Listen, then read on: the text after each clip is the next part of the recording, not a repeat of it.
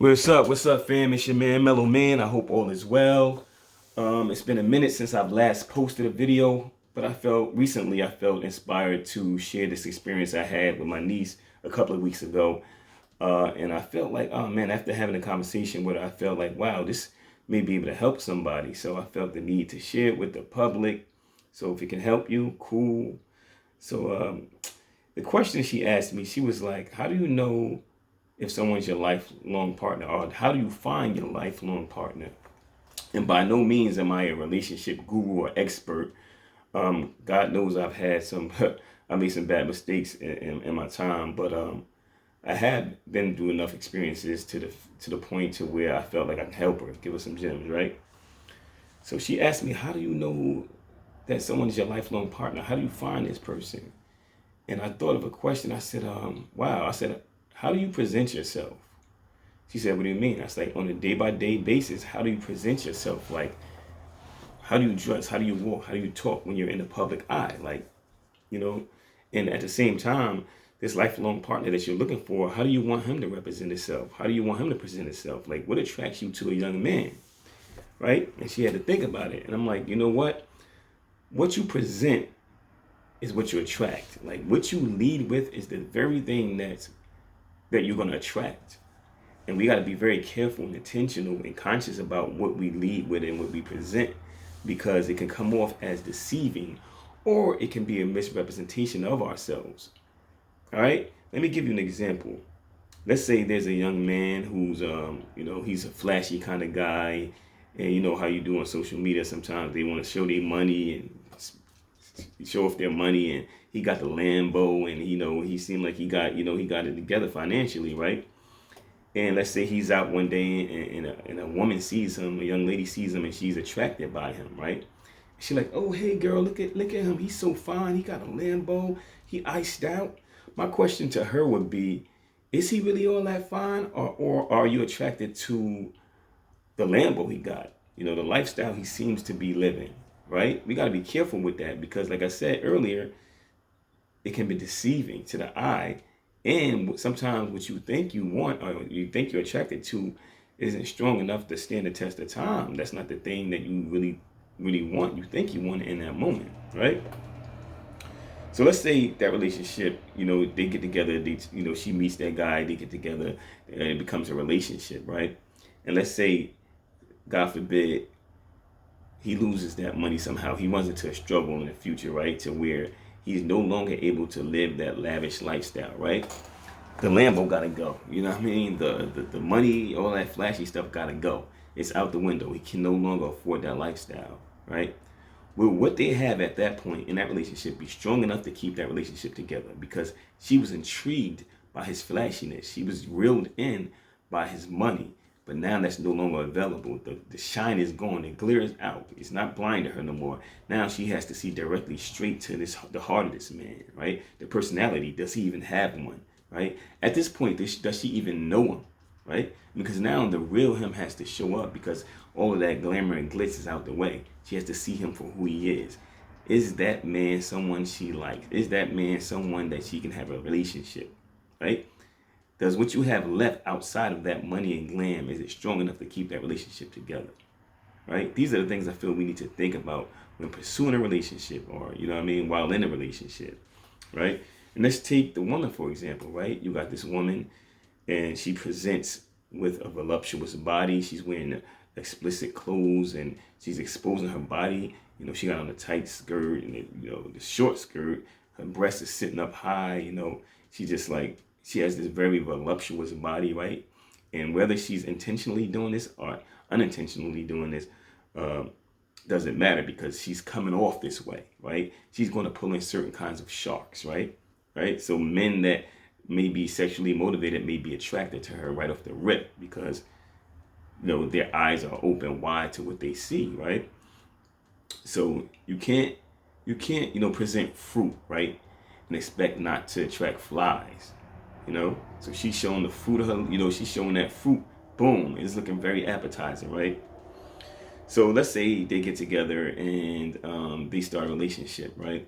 And in the long run, right, God forbid, but that woman gets ill, something happens to the point where she loses a mass amount of weight, right? And she's no longer voluptuous. Her body is no longer as voluptuous as it once was, right? That was the very thing that intrigued him about her, that brought him in, that reeled him in. Will what you have left in that relationship be strong enough to keep y'all together, right? Because that's no longer there. That's the thing that she led with. That's the thing that she presented herself with, consciously or unconsciously. It was the thing that he was mostly attracted to, right? Things like that can't be the thing that you're mostly attracted to, like, because it's not strong enough when it's gone. You got to have something else to hold on to, right? Let's say these two people who had a relationship and it was a sexually based relationship, right? They're sexually intrigued by each other, right? They get in a relationship and it's like, boom, it's about the sex, and they've been having sex the whole time, and that's what the relationship is based upon, right? When they get in an argument or when they get into a fight, that sex is always the thing that brings them back together. But let's say one day, one of them or both of them are unable to perform sexually like they used to, right? Where does that leave that relationship? You're taking the sex out of the equation now, and that was the very thing that held that relationship together, but now it's no longer available. Where does that leave that relationship? Does what you have left in that relationship, is it strong enough to keep you together in that relationship, right? If your relationship was built upon sex and the sex is no longer available, right? The house comes tumbling down. If money was the basis of your relationship, right? And that money is no longer available, the house comes tumbling down. If the body of a person, you're intrigued by the body of a person and you're sexually attracted to that person and that's no longer available, the house comes tumbling down. So I'm going to ask you, what is your build? What is the basis of your relationship? What is it built upon, right? Was your house built upon love, sex, material? Like, what was it? And if that's no longer available, does what you have left, is it strong enough to keep you together in that relationship? That's just something that we really got to think about when we're pursuing relationships. If the relationship that you wish to pursue one day, what do you want that to be based upon, right? Because if the woman sometimes in that relationship that presented herself in that sexual manner, right, or the man, after a while, she might say, "Oh man, all you want me for is my body. All you seem to want is sex." But sis, that's what you presented from the very beginning. That's all you presented to him. And the dude might feel like, "Oh, all you want from me is money." But my man, that's all you presented to her from the very beginning. Like, that's something like that's a high bar that you got to keep up. If you present that from the beginning, you're gonna have to keep that lifestyle up, or that woman might not be attracted to you, sadly to say, but that's what you presented yourself with. And it might be a misrepresentation of yourself, but that's what you presented, right? It was kind of, in a sense, it was deceiving to the eye. That's why it's very important to present you to a person. When you meet a person, you got to present yourself, because if you present a fake person and that fake person die out, they're gonna be like, "Yo, who the hell is this?" It's hard to keep up a fake lifestyle. Like, that's stressful.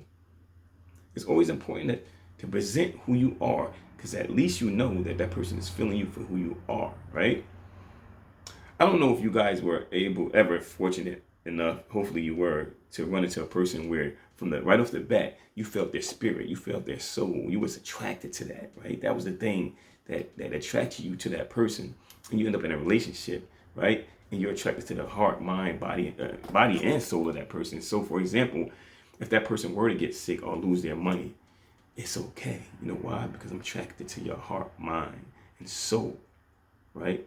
That's the link. That's the gel that's going to keep us together. So if you happen to have on top of that dope mindset, heart and soul, if you have money on top of that, then that's just a plus. That's the icing on the cake. If you had a body that came along with that, that's just a plus. That's icing on the cake. But if you no longer had that body of money, it's fine, because I'm already attracted to your heart. You understand what I'm saying? So I think, when getting in relationships, those are the things that we really need to pay attention to. And those are the things that we really need to look for, because sometimes you think you want something, but it's not the thing that you want, because in the long run, it's not going to be strong enough to hold you, right? So be very intentional and be very careful in what you're looking for and how you present yourself and how you lead, you know, because whether it's, like I said, whether it's intentional or not, it's going to attract the eye of the person that's attracted to that particular thing, right? For me, my advice would be that when you're looking for a relationship, always make sure that opposing person is God fearing first, like God fearing and God obedient, because that very thing will hold them accountable. It will hold them accountable to treating you right and being good to you, you know, because they have, trusting in God gives you a sense of accountability, right? And then everything else that you're looking for will fall under that, fall under that umbrella, So that would be my advice to you. Hopefully this was something that was able to help my niece. It was definitely something that was able to help me. It had my mind thinking, and I just wanted to share that with you. So hopefully you can get something out of that. At this point, I'm about to be out. God bless. I'm your man, Mellow Main. See you later.